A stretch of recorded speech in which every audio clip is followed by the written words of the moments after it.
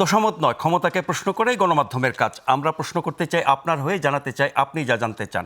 শুরু করছি গ্লোবাল টেলিভিশনের নিয়মিত আয়োজন প্রশ্নগুলো সহজ। আমি নাজমুল আশরাফ।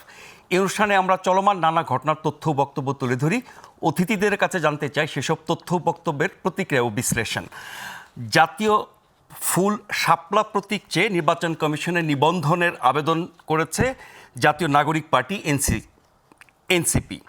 পছন্দের প্রতীকের তালিকায় শাপলা ছাড়াও কলম এবং মোবাইল ফোন রেখেছে নতুন এই দলটি। আমাদের আজকের আলোচনার মূল বিষয়, এটা কি জাতীয় ফুলকে দলীয়করণের চেষ্টা? এছাড়াও আমরা আলোচনা করতে চাই চলমান যেই আলোচনা চলছে সংস্কার প্রশ্নে, মৌলিক সংস্কার প্রশ্নে জাতীয় ঐক্যমত্য কমিশনে। সেই কমিশনের আজকের বৈঠকের পর কমিশনের সহসভাপতি ডক্টর আলী রিয়াজ জানিয়েছেন যে তিনটি দল ছাড়া বাকি সবাই প্রধানমন্ত্রীর মেয়াদকাল নিয়ে একমত হয়েছে। সেই তিনটি দল হচ্ছে বিএনপি, এনডিএম এবং বিএলডিসি। আরেকটি বড় খবর হচ্ছে আজকের সাবেক 3 প্রধান নির্বাচন কমিশনারকে আসামি করে, মানে সাবেক 3 নির্বাচন কমিশনার সহ 24 জনকে আসামি করে বিএনপির মামলার আবেদন। কিছুক্ষণ আগের খবরে জানা গেছে সেই 3 সাবেক প্রধান নির্বাচন কমিশনারের মধ্যে একজন জনাব নুরুল হুদা, তাকে গ্রেপ্তার করা হয়েছে।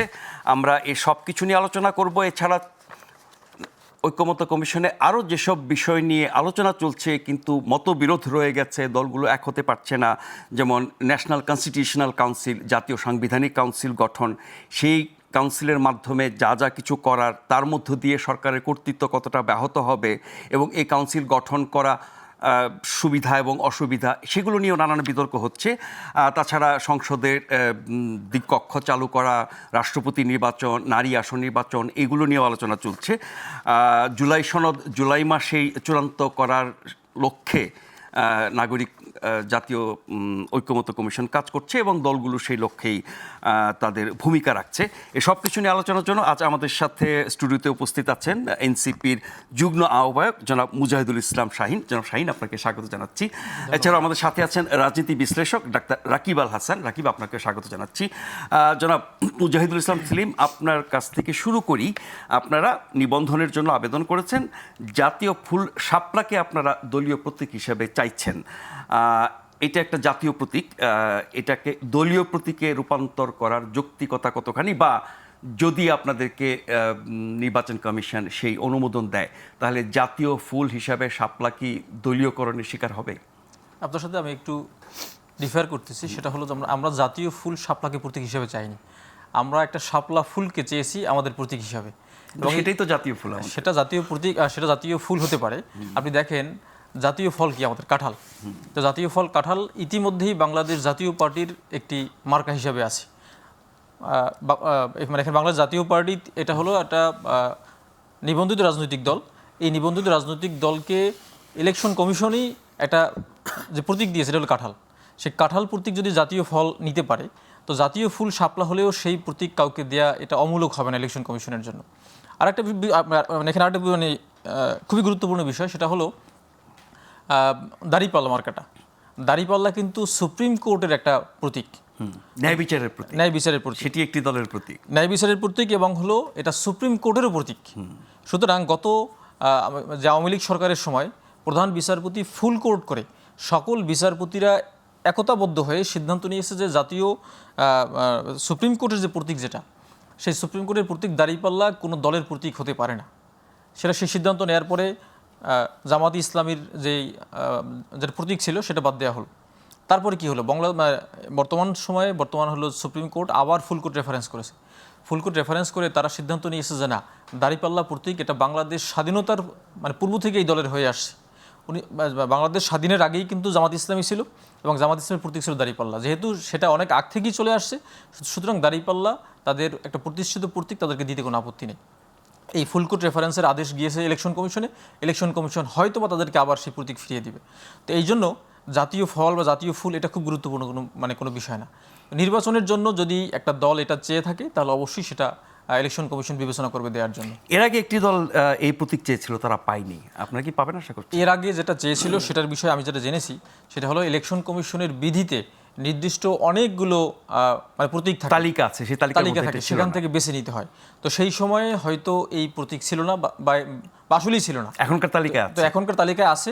তো সেই জন্যই হলো আমরা মনে করি যে এটা আমাদের এনসিপিকে ইলেকশন কমিশন দিতে পারে বা দেওয়া উচিত। বিকল্প যে দুটি প্রতীক আপনারা চেয়েছেন, কলম এবং মোবাইল ফোন, দুটোর মধ্যে কোনটার গুরুত্ব বেশি, মানে প্রেফারেন্স হিসেবে কোনটা আগে আসবে? আপনি তো দেখেন যে তো কলম খুবই শক্তিশালী। আমরা তো জানি যে অসি অপেক্ষা মসি বা মসি অপেক্ষা মানে অসি অপেক্ষা মসি অধিকতর শক্তিশালী। তো সেই হিসেবে আমরা মনে করি কলমটা আরো বেশি গুরুত্বপূর্ণ হতে পারে যদি শাপলা আমরা না পাই।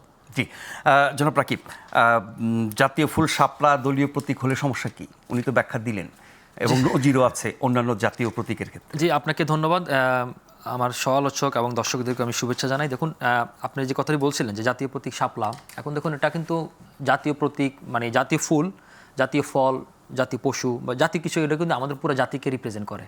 এবং একটা দেশের যখন আপনার একটা জাতিকে, জাতিসত্তাকে পরিচয় বিশ্বের দরবারে যে তুলে ধরে, এই প্রতীকগুলো কিন্তু তুলে ধরে। হ্যাঁ, তো সে জায়গা থেকে ধরেন আমরা মনে করি যে এই একটি প্রতীককে যখন কোনো নির্দিষ্ট দলকে বা গোষ্ঠীকে দিয়ে দেওয়া হয় বা রাজনৈতিক সমর্থক পার্টিকে দেওয়া হয়, তাহলে এটা কন্ট্রাডিক্টরি করে ফেলে। মানে জাতীয় পশু দিলে সমস্যা নাই, ফুল দিলে সমস্যা। না, আমি সবগুলোর কথাই বলতেছি। আমি আমার যুক্তিকোণ থেকে সবগুলোই আমি কথা বলতেছি। এখানে কাউকে কোনো পার্টির হয়ে বলতেছি না, কারোর সুবিধা বা অসুবিধা বিবেচনা করে আমি বলতেছি না। কোনো জাতীয় প্রতীকই কোনো জাতীয় প্রতীকে কাউকে দেওয়া উচিত না, এটা হচ্ছে আমার ফার্স্ট স্ট্যান্ড। আর সেকেন্ড স্ট্যান্ড হচ্ছে কি, ধরুন উনি যে কথাটি বলছে যে সেই সময়ে এই প্রত্যেকটি লিপিবদ্ধ ছিল না, শাপলার কথা বলছে উনি। আমি বলছি আপনাকে যে সেটা হচ্ছে কি, জাতীয় নাগরিক ঐক্য, জনাব মাহমুদুর রহমান মান্নার নেতৃত্বাধীন যে রাজনৈতিক দলটি, তারা তখন জাতীয় প্রতীক শাপলা এবং জাতীয় পাখি দোয়েলকে তারা চায়। তো তখন তাদেরকে কারণ হিসেবে বলা হয়েছিল যে যেহেতু এগুলো দুটোই জাতীয় প্রতীক, একটি জাতীয় ফল, জাতীয় পাখি এবং আরেকটি হচ্ছে জাতীয় ফুল, তো সে কারণে এগুলো দেওয়া হবে না। এবং পরবর্তীতে তাদেরকে আসলে কেটলি ধরে দেওয়া হয়।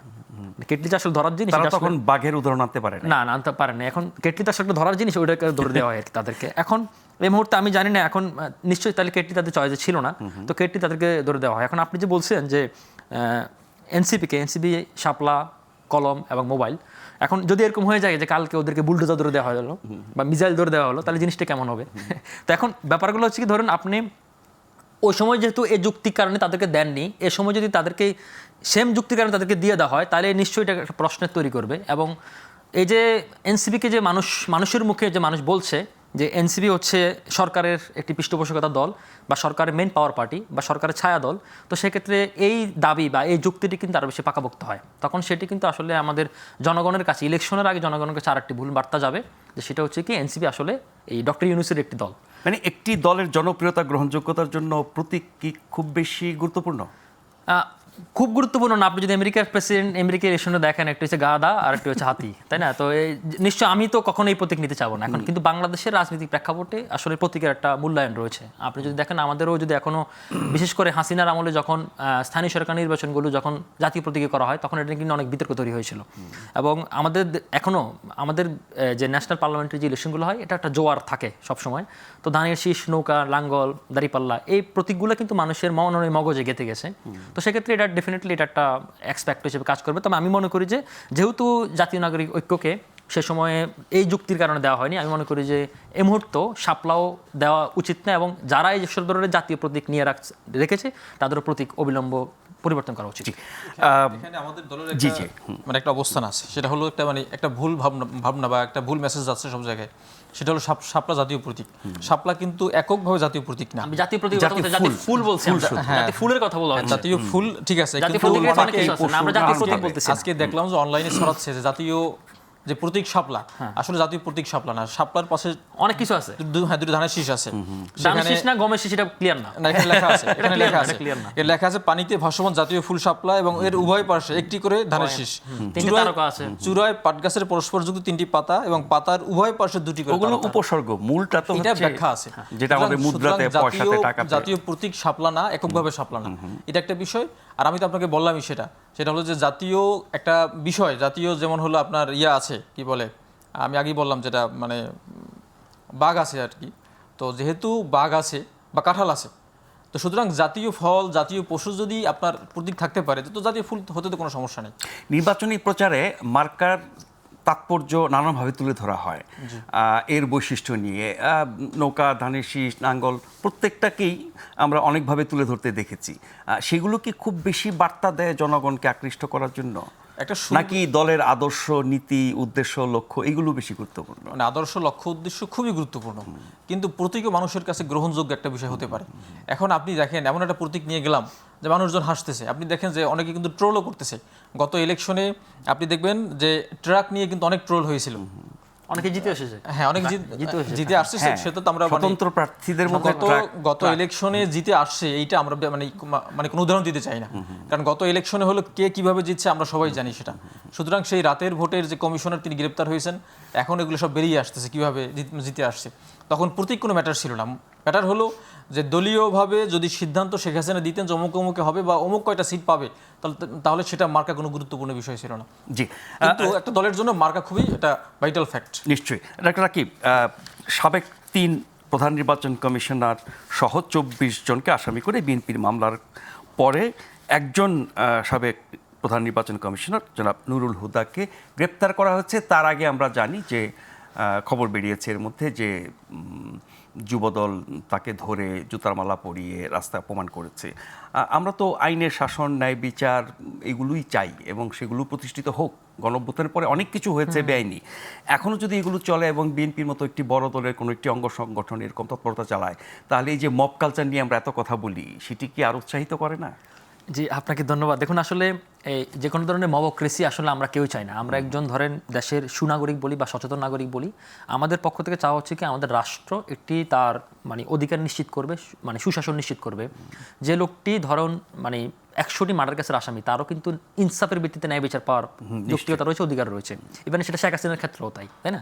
কিন্তু ব্যাপারগুলো হচ্ছে ধরুন মানে এই যে আপনি যে প্রধান ইসির কথা বলছেন, প্রধান নির্বাচন কমিশনার, কিংবা ধরেন ওই সময়ে এই 3টি ইলেকশনে যারা শুধু ডিসি ছিলেন, অন্যান্য সময় যারা নির্বাচন কমিশনার ছিলেন, নির্বাচন কমিশনার ছিলেন, যারা ডিসি ছিলেন, যারা এসপি ছিলেন, যারা অন্যান্য অফিসিয়াল কর্মকর্তা ছিলেন, তাদেরকেও আসলে কিন্তু ধরেন এই দোষে তারা মানে সাব্যস্ত, এটা কিন্তু মানে একেবারে ঠিক। কিন্তু ব্যাপারগুলো হচ্ছে ধরুন মানুষের মধ্যে যে একটা ক্রোধ, রাগ, যে আক্রোশটা, সেই আক্রোশটা আসলে সবাই আসলে নিয়ন্ত্রণ করতে পারে না। 10 মাস কি সেটা স্তীমিত ছিল অন্তত নির্বাচন কমিশনের ক্ষেত্রে? না, মানে ব্যাপারগুলো হচ্ছে কি ধরুন এখন এটা হয়েছে কখন আপনি দেখেন, আপনি যদি দেখেন এটা কিন্তু ধরেন সম্ভবত বিএনপি মানে মামলাটা করেছিল অফিসিয়ালি মামলা করার পর তখন সরকারের উপর একটি চাপ তৈরি হলো যে মামলাটি আসলে সরকারই করা উচিত ছিল। মানে যখন 5ই আগস্ট পরবর্তী সময়ে ঘটনার পরে 8ই আগস্ট যখন সরকার আপনার দায়িত্ব গ্রহণ করে, তো আমি মনে করি যে 1 মাসের মধ্যেই তখন এই ধরনের যারা রয়েছে, যারা এই ধরনের কাজে নিযুক্ত রয়েছে, কারণ হচ্ছে দেখুন আপনার মানে সবাই একটা কথা বলে, প্রচলিত একটা কথা রয়েছে যে সেটা হচ্ছে কি তারা সরকারের কথা শুনতে বাধ্য, কিন্তু সরকারের মানে আপনি যদি আইন মানেন কিন্তু আপনি কোনো অবিচার বা বেনিয়ম বা অনিয়মের কথা শুনতে কিন্তু আমি বাধ্য না। তো সেক্ষেত্রে তারা কিন্তু এই 3টি ইলেকশনে পার পাওয়ার জন্য তারা কিন্তু একটি মানে ক্যাটালিস্ট হিসেবে কাজ করেছে। সুতরাং তারা কিন্তু বিচারের মানে দোষী সাব্যস্ত হওয়ার দাবি রাখে।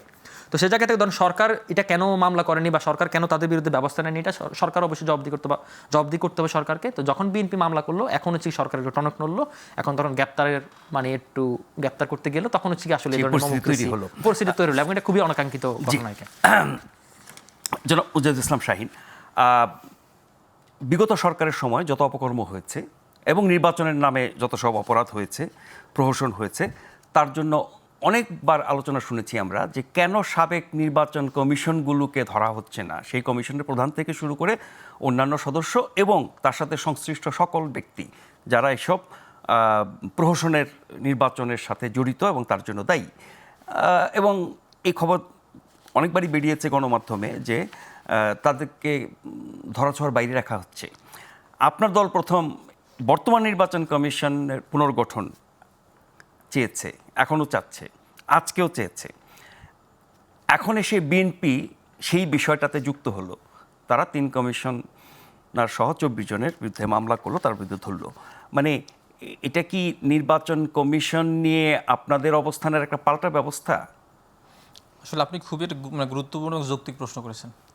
ইলেকশন কমিশনের যে কয়টা আইন এখন আছে বর্তমানে, আমি সবগুলো আইন ফটোকপি করে প্রিন্ট করে বাধাই করেছি, আমার কাছে আছে। আমি আজকে প্রশ্ন আসবে জানলে আমি নিয়ে আসতাম।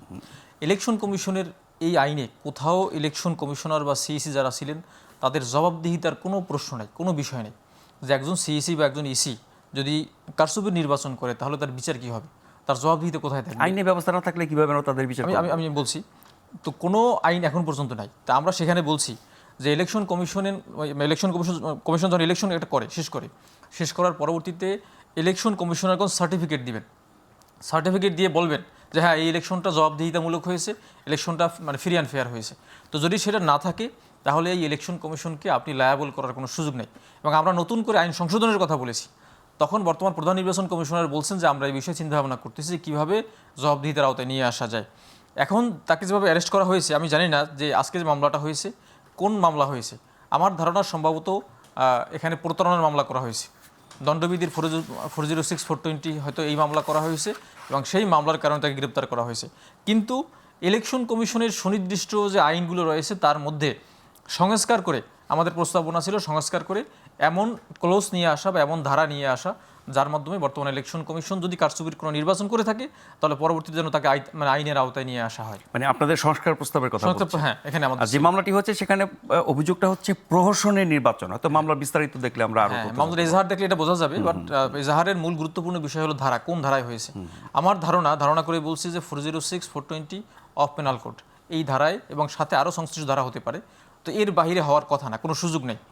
আর ইলেকশন কমিশনের সেই ধারায় কি শুধু নির্বাচন কমিশনাররা অভিযুক্ত হবেন নাকি পুরো প্রক্রিয়া যারা যুক্ত বাকিরাও? এখানে পুরো প্রক্রিয়ায় যুক্ত হওয়ার সুযোগ আছে। যেমন আজকে আমি মামলা করলাম শুধু একজন ইলেকশন কমিশনারের বিরুদ্ধে, যখন ইনভেস্টিগেশন হবে, ইনভেস্টিগেশনের সময় ওই ইলেকশন কমিশনে যে কয়জন ছিলেন, ইভেন ইলেকশন কমিশনে যারা সচিব ছিলেন, আপনি দেখেন যে গত 2-3টা ইলেকশনের সময় ইলেকশন কমিশনের সচিব, বিশেষ করে একজনের নাম আমি বলতেই হয়, হেলাল উদ্দিন সাহেব, যেভাবে দম্ভ ভরে এসে কারচুপি নির্বাচন করে তার বৈধতা দেওয়ার কথা মিডিয়ায় প্রকাশ করতেন, তো সেই সব ব্যক্তিকেও এই মামলায় নিয়ে আসা সম্ভব। যদি এজাহারের নাম নাও থাকে, তদন্তের মাধ্যমে যদি প্রকাশ পায় যে তিনিও জড়িত ছিলেন, তাহলে শুধু তিনি না, সারা বাংলাদেশে যারা ডিসি ছিলেন, যারা এসপি ছিলেন, যারা গোয়েন্দা কর্মকর্তা ছিলেন, যদি তারা জড়িত হয়ে থাকেন, যারা প্রত্যেকটা জেলায় ইলেকশন কমিশনের দায়িত্বে ছিলেন, সকল ব্যক্তিকে এই মামলায় নিয়ে আসা সম্ভব। ডাক্তার রাকিব, প্রধান নির্বাচন কমিশনার থেকে শুরু করে তিনি একদম ইউএনও, টিএনও, ডিসি ওই পর্যন্ত গেছেন, সবাইকে যদি আমরা বিচারের আওতায়, মামলার আওতায় নিয়ে আসি তাহলে তো প্রশাসনই থাকবে না, আমরা আগে পরে নির্বাচন কিভাবে করব? না, এটা একটা ভালো প্রশ্ন করেছেন যে সবাই আসলে ধরুন মানে ঢালাওভাবে যদি সবাইকে আপনি যদি মানে অভিযুক্ত করে ফেলেন তাহলে আসলে তো লোক খুঁজে পাবেন না। কারণ ব্যাপারগুলো হচ্ছিল, ধরুন হাসিনার আমলে তো আসলে সবাই হাসিনা ছিল, সবাই আওয়ামী লীগ ছিল, এখন আবার সব হয়ে গেছে মানে হাসিনার বিরোধী। তো এখন এই জাতীয় ক্ষেত্রে হচ্ছে ধরুন আপনি এটা মানে ইনভেস্টিগেশন করাটা খুব টাফ, কে আসলে সত্যিকারে জড়িত, কে জড়িত না। হ্যাঁ, তো এখানে আসলে কি কার মাত্রাটা কতটুকু, মানে যেটা বললো যে কার মাত্রাটা কতটুকু সেই বিবেচনা করে আসলে কয়েকজনকে আসলে মানে কয়েকটা জন বা কয়েক গোষ্ঠীকে আসলে আপনি বিচারত আনতে পারেন, যাতে এটা একটা ভবিষ্যতের জন্য, ভবিষ্যতে ফেসিবাদ তৈরির কারখানা হিসেবে, ফেসিবাদ তৈরির মেশিন হিসেবে এটা একটা দৃষ্টান্তমূলক হতে পারে আমাদের সোসাইটির জন্য।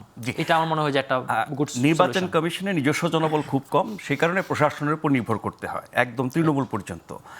এই যে সংস্কার প্রক্রিয়া, আপনারা বর্তমান কমিশন পুনর্গঠনের কথা বলছেন এবং পুরো নির্বাচন ব্যবস্থার জন্য অনেক রকমের সংস্কার প্রস্তাব দিয়েছেন। নির্বাচন কমিশন স্বয়ংসম্পূর্ণ এবং স্বাধীন হবে, তৃণমূল পর্যন্ত তার জনবল থাকবে, এই আলোচনা আমরা শুনছি না কেন? এই আলোচনা আমাদের মধ্যে থেকে দেওয়া হয়েছে, বাট সব মানে শুধু হাইলাইটেড বিষয়গুলো আসে, তো যে কারণে সবগুলো আসে না এখানে। কিন্তু আমরা মনে করি যে ইলেকশন কমিশনকে স্বাধীন করতে হলে অবশ্যই তার জনবল বাড়াতে হবে, এখানে স্থায়ী নিয়োগ দিতে হবে।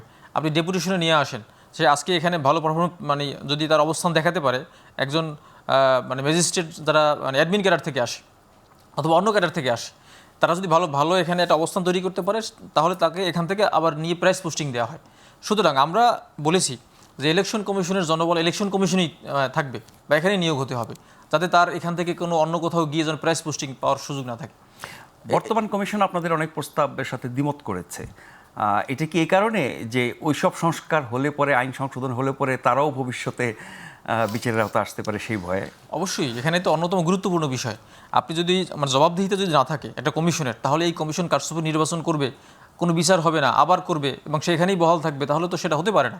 এই জন্য আমরা বাংলাদেশের রাষ্ট্রের যে মৌলিক কাঠামো, সব জায়গায় যে সংস্কার হওয়া উচিত সেগুলো আমরা চেয়েছি, যে পরবর্তীতে যে মানে যেন মানে দানব হতে না পারে, ফেসিস্ট হতে না পারে, সবগুলা হোলগুলো আমরা বন্ধ করে দিতে চাই। এই জন্য আমরা সুনির্দিষ্টভাবে এই প্রস্তাবগুলো করেছিলাম। জি, ডাক্তার রাকিব, বিরতিতে যাওয়ার আগে সবশেষে আপনার কাছে শুনবো যে বিএনপির একটি অন্যতম গুরুত্বের জায়গা হচ্ছে, অনেক সংস্কারের সাথে তারা আছে একমত দ্বিমত যাই হোক না কেন, কিন্তু নির্বাচনের আগে নির্বাচন সংক্রান্ত সংস্কারগুলো তারা বেশি করে করতে চায়। কিন্তু পুরনো আইনে এই কমিশন হয়েছে, পুরনো আইনে এই কমিশন চলছে, পুরনো আইনেই হয়তো ফেব্রুয়ারি, এপ্রিল, জুন যখনই হয় নির্বাচন তখনই হবে। আপনি বিধিবিধানগুলো করলেন, সবাই একমত হলেন, এগুলো তো আগামী সংসদে পাশ হয়ে আইন পরিবর্তন হয়ে তারপরে কার্যকর হবে। তার আগে এই নির্বাচনটি তো আগের ব্যবস্থাই হয়ে যাবে। তাতে করে কি খুব ভালো ফলাফল আমরা পাবো আগের চেয়ে? আচ্ছা, এখন হচ্ছে কি ধরুন নতুন একটি যে মানে নির্বাচন কমিশন যে গঠন হয়েছে সেটি কিন্তু 5 আগস্টের পরেই। এখন ধরুন আবার কিন্তু এনসিপি বা জামাত বলছে যে এটা আবার তারা সংস্কার চায় বা পরিবর্তন চায়। এখন ব্যাপারটা হচ্ছে কি, এবং এই কমিশনের বিরুদ্ধে পক্ষপাতিত্বের অভিযোগ এনেছেন ওনারা। আচ্ছা, এখন পক্ষপাতের বিরুদ্ধে অভিযোগ আনছেন, এটা গঠন হয়েছে 5 আগস্টের পরে। এটা তো আর আপনাদের যারা গঠন করেছে তারা তো নিশ্চয়ই 5 আগস্টের আগে স্বৈরাচারের দোষর কেউ না। এখন ব্যাপারটা হচ্ছে কি, তার অনেকে বলছে যে তারা নাকি সক্ষম না। এখন ব্যাপারটা হচ্ছে কি, ধরুন একটি নির্বাচন কমিশন সে সক্ষম কি না সেটার জন্য তাকে তো কিছু টেস্টিং পরীক্ষা পাশ করে আসতে হবে। এখন আপনি তার অধীনে কোনো ধরনের ইলেকশন হয়নি, কোনো ধরনের মানে তাকে পরীক্ষা উত্তরিত হয়নি, তাহলে আপনি কে বুঝবো যে সে সক্ষম কি সক্ষম না? এক্ষেত্রে আমি আপনাকে বলি, যখনই যে কোনো নির্বাচনের ক্ষেত্রে যখন একটি নতুন ইসি বা সিইসি গঠন হয় তখন তার অধীনে কিছু পাইলটিং টেস্ট হয় তার সক্ষমতা বোঝার জন্য। তো সেই জন্য তো ওনারা স্থানীয় সরকারটা করতে চায় পরীক্ষা। না, সেক্ষেত্রে আমি পুরো স্থানীয় সরকারের কথা বলতেছি না, সেটা বললাম আমি ওনারা এবং জামাত ইসলামী স্থানীয় সরকার চায় ওই পরীক্ষার জন্য। মানে অ্যাসিড টেস্ট হয়ে গেছে। না, আমি আপনাকে বলি সেক্ষেত্রে হবে কি, আপনাকে আমি বলি, ধরুন হচ্ছে কি আমি আপনাকে একটু আপনার সাথে যোগ করতে চাই। সেটা হচ্ছে কি, ধরুন জামাত কিন্তু আবার নতুন করে বলা শুরু করছে যে তারা স্থানীয় সরকার নির্বাচন চায়। এখন আপনি আমাদের স্থানীয় সরকারের কাঠামো এবং তারা আরেকটা কথা বলেছে, সেটা হচ্ছে তারা বলছে যে অন্তর্বর্তীকালে সরকারের অধীনে তারা স্থানীয় সরকার নির্বাচন চায়, এবং এটা একটা তার একটা ভাওতাবাজি।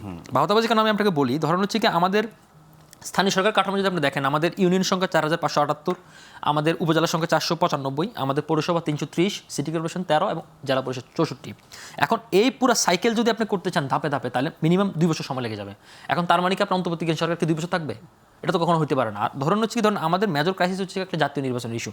এখন আপনি যে বলছেন যে পাইলটিং টেস্টটা হয়ে যাবে, টেস্টের ক্ষেত্রে আপনি এক্ষেত্রে এটা করা যেতে পারে, এটা সব জায়গায় হয়, সব দেশে হয়। সেক্ষেত্রেও আপনি এটা করতে পারেন যে আপনি কিছু র্যান্ডম স্যাম্পলিংয়ের মাধ্যমে, ধরুন 2টা সিটি কর্পোরেশন করলেন, 2টা পৌরসভা করলেন, 2টা উপজেলা করলেন, এই যেভাবে করলে তার মোটা দাগ একটা বোঝা যাবে। আরেকটা জিনিস হচ্ছে কি, আপনি যদি সব সাইকেলটা একসাথে করতে চান তাহলে হচ্ছে কি, এমনিতেই ধরুন আমাদের পুলিশ প্রশাসনের কনফিডেন্সটা ওইভাবে নেই, কিছুটা কনফিডেন্স ওরা গ্রো আপ করেছে কিন্তু ওই লেভেলে নেই। এখন আপনি এটা করতে গেলে তখন আবার এই ধাক্কাটা আবার ভেঙে যাবে ওরা, যেটা আমাদের মূল মেজর যে মেন ইলেকশনটা ত্রয়োদশ জাতীয় সংসদ নির্বাচন, সেটাতে আমাদের ইফেক্ট পড়বে। তো আমরা সেটা চাই না। আমরা আপাতত চাই যে এই ধরনের পাইলটিং টেস্টিংয়ের মাধ্যমে এখানে আপনি শক্তিশালী করতে পারেন, পরীক্ষা নিরীক্ষা করতে পারেন, যোগ বিয়োগ এডিশন করতে পারেন, করে আপনি একটা শক্তিশালী করে আমাদের একটা নির্বাচন যাতে সুন্দরভাবে উপহার হয়, সুষ্ঠু, নিরপেক্ষ এবং পার্টিসিপেটিভ ইলেকশন যাতে হয়, এবং গ্রহণযোগ্য, যাতে সারা বিশ্বের কাছে যাতে গ্রহণযোগ্য ইলেকশন হয়, যেটা ডক্টর ইউনূস বলেছেন যে এবার ইলেকশন হবে সবচেয়ে গ্রহণযোগ্য বাংলাদেশের ইতিহাসে, আমরা যেন সেই প্রত্যাশাই করি এবং সেটাই যেন হয়। সেই লক্ষণ কি আমরা দেখছি?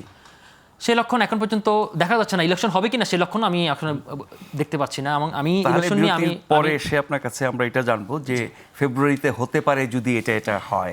তার আগে এপ্রিলের ঘোষণা আছে, জুন পর্যন্ত সময়সীমার কথাও আমরা অনেকদিন ধরে শুনে আসছি। নির্বাচনের অনিশ্চয়তা নিয়ে অনেক কথা আছে। বিশেষ করে লন্ডন বৈঠকের পর থেকে আবার সেই আলোচনা নতুন করে আসছে। লন্ডন বৈঠকের ফলাফল আমরা প্রকাশ্যে কিছুটা জানি, যৌথ বিবৃতির মাধ্যমে জানি, ভিতরে হয়তো আরও অনেক কিছু হয়েছে, অনেক কিছু আমরা জানি না। সেগুলো নিয়ে একটু আলোচনা করব। তার আগে একটা ছোট্ট বিরতি নিচ্ছে, আশা করছি ফিরে এসে আপনাদের সাথে পাবো।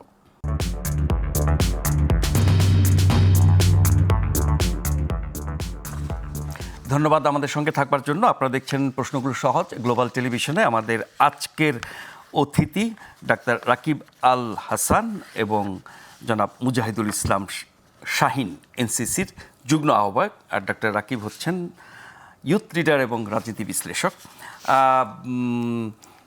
বিরতির আগে যেমনটা বলছিলাম, লন্ডন বৈঠকের পরবর্তী যে প্রভাব, নির্বাচন কখন হবে এবং জাতীয় ঐক্যমত তৈরির যে চেষ্টা হচ্ছে মৌলিক সংস্কারগুলোর বিষয়ে, সেটি নিয়ে অনেক আলোচনা হয়েছে, আমরাও করেছি। তারপরও আপনি কি মনে করেন যে মৌলিক সংস্কারগুলো নিয়ে যে প্রক্রিয়া চলছিল লন্ডন বৈঠকের পরে, সেই প্রক্রিয়াতে বড় ধরনের কোনো প্রভাব পড়েছে? বড় ধরনের মানে বিভক্তি বা পক্ষ বিপক্ষ তৈরি হয়ে গেছে? আপনি আপনার আগের একটা মানে এখানে প্রশ্ন ছিল, আমি ওখানে একটু আসি যে বর্তমান ইলেকশন কমিশনের আমরা সংস্কার চেয়েছিলাম, আমরা কেন চেয়েছিলাম? আপনি দেখেন ইশরাক হোসেনের মামলায় ইলেকশন কমিশন পার্টি হওয়ার পরেও ইলেকশন কমিশন এখানে কন্টেস্ট করেনি। শেষ পর্যন্ত হাইকোর্টে রিট করা হলো। হাইকোর্টে রিটে আপিল করাটা কি বাধ্যতামূলক? অবশ্যই। যখন যেখানে একটা মানে প্রতারণার অ্যালিগেশন আছে, যেখানে অ্যালিগেশন অফ ফ্রড আছে, সেখানে ইলেকশন কমিশন পার্টি থাকার পরেও তার তো উচিত ছিল সেখানে গিয়ে বলা। মানে আপিল করা, ট্রাইব্যুনালে আপিল করা কি ইলেকশন কমিশনকে চ্যালেঞ্জ করা? ইলেকশন কমিশনের দায়িত্ব কারণ ওই ইশরাক হোসেনের মামলায় তিনি যে মামলা করছেন সেখানে ইলেকশন কমিশন বিবাদী ছিলেন। তো বিবাদীর দায়িত্ব হলো যে এই মামলাটায় যদি কোনো ফ্রড হয়ে থাকে, যদি কোনো অন্যায় অন্যায্য বিষয় হয়ে থাকে, তাহলে তার বিরুদ্ধে আপিল করা। যেখানে হলো আপনি দেখেন, যেখানে ওই ইলেকশনের সমস্ত মেয়র এবং হলো কাউন্সিলরদের পদ শেষ হয়ে গেছে, অব্যাহতি হয়ে গেছে, সেই ইলেকশনে এসে আবার কি করে একজন মেয়র হতে পারে? তাছাড়াও চট্টগ্রামে তো হওয়ার চট্টগ্রামে হয়েছে, ওটা চ্যালেঞ্জ করেনি, আনচ্যালেঞ্জ ছিল। কিন্তু তাই বলে যে এটা চ্যালেঞ্জ করা যাবে না, বিষয়টা এরকম না। এবং এখানে চ্যালেঞ্জ করার পরে দেখানো হয়েছে মামলার পরতে পরতে একটা অনৈতিকতা, এখানে প্রতারণার আশ্রয় নেওয়া হয়েছে। মামলা করছেন ইশরাক হোসেন সাহেব, আপনার 30 দিনের মধ্যে তার আর্জি সংশোধন করতে হয়। উনি মামলা করে বলছেন যে এই ভোটটা অবৈধ ভোট হয়েছে, এই ভোট বাতিল করতে হবে।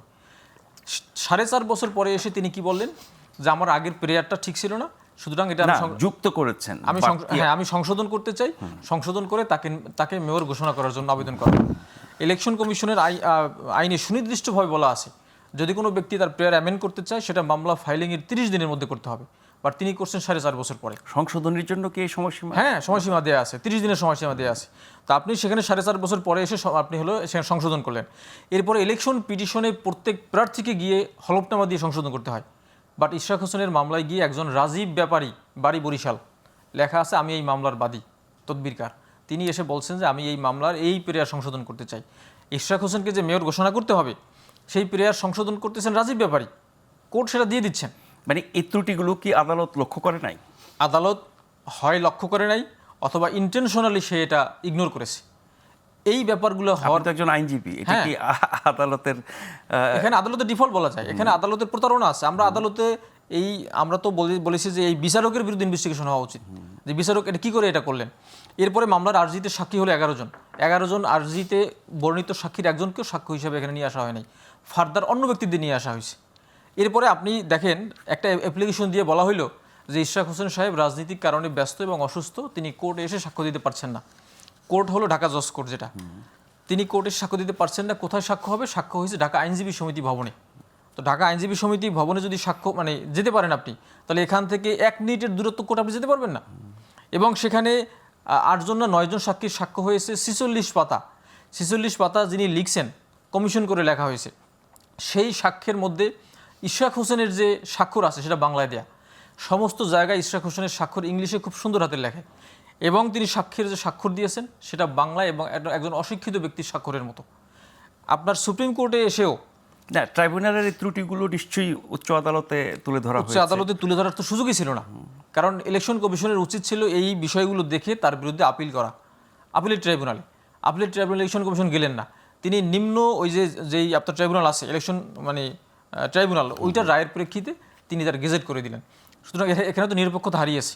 পরবর্তীতে একজন ব্যক্তি বা কয়েকজন ব্যক্তি গেলেন হাইকোর্ট ডিভিশনে, হাইকোর্টে যাওয়ার পরে হাইকোর্টের এগুলো দেখার পরে তিনি রিট মেইনটেনেবল বললেন না, যে কারণে সেটা হলো যে যিনি রিট করছেন তারা এই মামলার কোনো পার্টি না, যে কারণে হাইকোর্ট বলছেন যে এখানে আমরা কোনো আদেশ দিব না।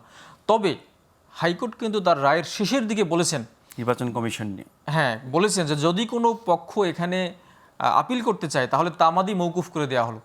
তার মানে হলো কি, ইলেকশন কমিশনের যে কোনো আদেশের বিরুদ্ধে আপনার আপিল করার জন্য 30 দিনের সময়সীমা থাকে।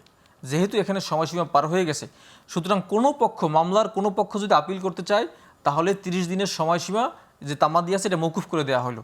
তার মানে ইন্ডিকেশনটা কি, যে ইলেকশন কমিশন তুমি গিয়ে আপিল করো, তোমার সময়সীমা শেষ হয়ে গেছিল। বাট হাইকোর্টের আদেশে কি বিষয়টা পরিষ্কার হয়েছে, যেই ত্রুটি বিচ্যুতিগুলো? হাইকোর্টের আদেশে বিস্তারিত আদেশ হাইকোর্ট দেয়নি। ইলেকশন এই রিটটা কেন খারিজ করে দেওয়া হলো সেই বিষয়টা বলেছেন যে এটা নট মেইনটেনেবল। বাট শেষের দিকে এসে কিন্তু তামাদি মৌকুফ করে দিয়েছেন হাইকোর্ট ডিভিশন। ফলাফল কি দাঁড়ায়? তার ইন্ডিকেশনটা হলো যে এই মামলার পার্টি অ্যাপিলেট ডিভিশন, ইলেকশন কমিশনের উচিত হলো ওখানে গিয়ে আপিল করা। তো সেখানে তিনি যান নাই। পরবর্তী অ্যাপিলেট ডিভিশনে যারা রিট করছেন তারা গিয়েছেন। অ্যাপিলেট ডিভিশন স্পষ্ট করে বলছেন যে ইলেকশন কমিশনের নিরপেক্ষতা প্রমাণ করার জন্য এটা হলো একটা অ্যাসিড টেস্ট। সুতরাং the ball is in the court of election commission, they have to decide. Election commission আবার কি আপনার ডিসিশন নিলেন যে আমরা আগে যা করছি তাই ঠিক আছে। তার মানে অ্যাপিলেট ডিভিশন কি বললেন, যে আপনাকে সিদ্ধান্ত নিতে হবে। তার মানে আপনি সিদ্ধান্ত আগে যেটা ছিল সেটা ঠিক ছিল না, সেটা ভুল ছিল, সুতরাং আপনি সিদ্ধান্ত নিন। ইলেকশন কমিশন এসে বললেন যে না, আমরা তো আগে যা করছি, আমরা সিদ্ধান্ত ওইটাই আছে, ওইটাই ঠিক আছে। তার মানে কি, অ্যাসিড টেস্টে ইলেকশন কমিশন উত্তীর্ণ হতে পারে। মানে এই পুরো আইনি যে ব্যাখ্যাটা আপনি দিলেন, ইলেকশন ট্রাইব্যুনাল থেকে শুরু করে বা বাদীর অবস্থান থেকে শুরু করে সর্বোচ্চ আদালত, আবার নির্বাচন কমিশনে ফেরত আসা, তার সারমর্ম কি দাঁড়ালো? সারমর্ম দাঁড়ালো হলো যে ইলেকশন কমিশন তার নিরপেক্ষতা প্রমাণ করতে পারেন না এখানে। তিনি এখানে এখন কি ইলেকশন কমিশনের বিরুদ্ধে কেউ ব্যবস্থা নিতে পারে, আইনি ব্যবস্থা? অন্য কেউ তো এটা মানে পারবে না। আদালতে যেতে পারে, সর্বোচ্চ আদালতে আবার? এখন তো যেহেতু ইশরাক হোসেনের তার যে মেয়াদ ছিল, মেয়াদ শেষ হয়ে গেছে, সুতরাং এই বিষয়টা ইনফ্রাকচুয়াস হয়ে গেছে। এই ইনফ্রাকচুয়াস বিষয় নিয়ে এখন আদালতে গিয়ে কোনো লাভ নাই। আর এখন ইশরাক হোসেন যেতে পারেন কোর্টে, গিয়ে বলতে পারেন যে আমাকে যে শপথ দেওয়া হয় নাই, সুতরাং কোর্ট আপনি বলে দেন যেন আমাকে শপথ নেওয়ার ব্যবস্থা করে দেওয়া হয়। এটা ইশরাক হোসেন সাহেবের কাছে এখন একটা বল আছে, উনি সেটা যদি কোর্টে থ্রো করতে পারে, কোর্ট যদি কোনো আদেশ দেয়, কিন্তু আমরা দেখি পুরো বিষয়টা ঝুলে আছে। তিনি বা তার সমর্থকরা আন্দোলন করছেন, তিনি আবার মেয়র হিসেবে কাজ শুরু করে দিয়েছেন। এই আন্দোলন করে তো আসলে তার অবস্থান আরো নষ্ট করেছেন। কিন্তু এখানে এই অভিযোগও তো আছে, যিনি স্থানীয় সরকার মন্ত্রণালয়ের উপদেষ্টা, তার বিরুদ্ধে অনেক অভিযোগ করা হয় যে তার কারণে এই সংকটটা তৈরি হয়েছে এবং তিনি শপথ নিতে পারেন নাই আদালতের আদেশ থাকা সত্ত্বেও। আপনি অবৈধ নির্বাচনের বৈধ মেয়র কি করে হন, কি করে দাবি করেন? একটা ইলেকশন কি আপনি বিশ্বাসই করেন না যেটা বৈধ হয়েছে? চিটাগাং হয়েছে কি, যেটা কারচুপি হয়েছে, চিটাগাংয়ে কেউ চ্যালেঞ্জ করেন না। কেন চিটাগাংয়ে কেউ চ্যালেঞ্জ করেন না? কারণ ওখানে কোনো হয়তো সচেতন কোনো নাগরিক ছিলেন না, বা সচেতন নাগরিকটা মানে এই বিষয়ে ভাবেনি নাই যে এটা চ্যালেঞ্জ করা উচিত। ঢাকায় সব সচেতন নাগরিক ভাবলো এটা। অবশ্যই আছে, ঢাকায় তো চট্টগ্রামের ঘটনাটা একটা প্রেসিডেন্স কিনা? হ্যাঁ জি, মানে চট্টগ্রামে যদি এটা না হতো তাহলে তো ঢাকায় আর এখানে কথা প্রেসিডেন্স না, কারণ একটা অন্যায় প্রেসিডেন্স হতে পারে না। আপনার ন্যায় বিষয় ন্যায় কি মানে পুরো বিষয়টা একটা আইনি জটিলতার মধ্যে আটকে আছে। সিরিয়াস আইনি জটিলতা এখানে ছিল, বাট এখন ইলেকশন এর শেষ কোথায় বা কিভাবে এটা নিষ্পত্তি হতে পারে? এর শেষ তো হয়ে গেছে অলরেডি।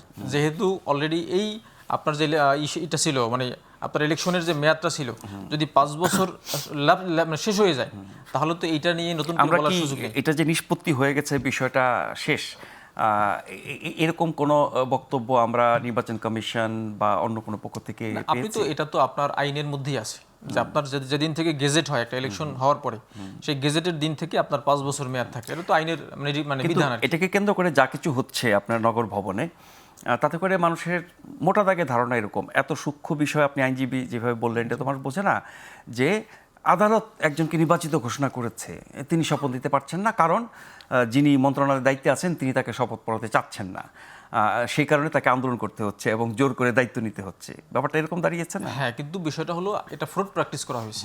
ইভেন আদালতও এর সাথে জড়িত থাকতে পারে, ইনভেস্টিগেশন করলে এটা বের হয়ে আসতে পারে। আর ডক্টর রাকিব, এ ব্যাপারে কিছু যুক্ত করবেন কিনা, নাহলে আমি ওই প্রশ্নে যাব। আচ্ছা, আমি আইনের লোক না, তো আমার কাছে যেটা মনে হচ্ছে, খালি চোখ আমি যেটা বলি, এটা আইনের লোক হলে আর ওনার হয়তো কাউন্টার পার্টে ভালো ব্যাখ্যা দিতে পারতেন, আমার সেই যোগ্যতা নাই বা আমি সেটা যদি আমি জানি না। বাট আমার খালি চোখে যেটা আমার কাছে মনে হয়েছে সেটা হচ্ছে, ধরুন আপনি মানে চিটাগাংয়ে মেয়র শাহাদ হোসেনের ক্ষেত্রে আপনি কোনো কথা বললেন না, ঢাকার ক্ষেত্রে আপনি কথা বললেন, আবার যেখানে কথা বলছেন সেটা আপনি জানেন যে স্থানীয় সরকারের যে মন্ত্রী বা উপদেষ্টার অধীনে কিন্তু সিটি কর্পোরেশনগুলো, তাই না? এখন যেখানে স্থানীয় সরকারের উপদেষ্টা যিনি একজন সরকারের বা এনসিপির একজন লোক, ছায়া উপছায়ার একজন লোক, তো যাই হোক, তো এখন হচ্ছে কি ছায়া কাগজে কলমে আমাদের পক্ষের বা সমর্থক বা সহযোদ্ধা। হ্যাঁ, ওকে ফাইন, হতে পারে। যাই হোক, তো এখন এই ওনার সাথে যে ধরনের ঝামেলাগুলো ক্রিয়েট হয়েছে, এখন এই ঝামেলাগুলো ক্রিয়েটের কারণে সরকার এই ধরনের ঝামেলাগুলো তৈরি করছে। এখন ধরুন আপনার আদালত, আমি এটা তো উনি ভালো ব্যাখ্যা দিয়ে দিয়েছেন অলরেডি, আমি এটা জানি না, কিন্তু আমি এটুকু বলতে চাই, ধরুন আপনার যদি সমস্যা থাকতো তাহলে আপনি ওখানে অফ করলে, যদি চিটাগাংয়ে যদি ওনাকে মেয়র হতে না দিতেন, ভুয়া নির্বাচন আমরাও জানি, ভুয়া নির্বাচনে যদি আপনি ওনাকে মেয়র হতে নেন, তাহলে তো ঢাকায় প্রশ্নগুলো উঠতো না। এখন আপনাকে তথ্য দিই, তাবিতাওয়ালে কিন্তু সেম মামলা করছেন। তাবিতাওয়াল তাহলে কেন গেলেন না?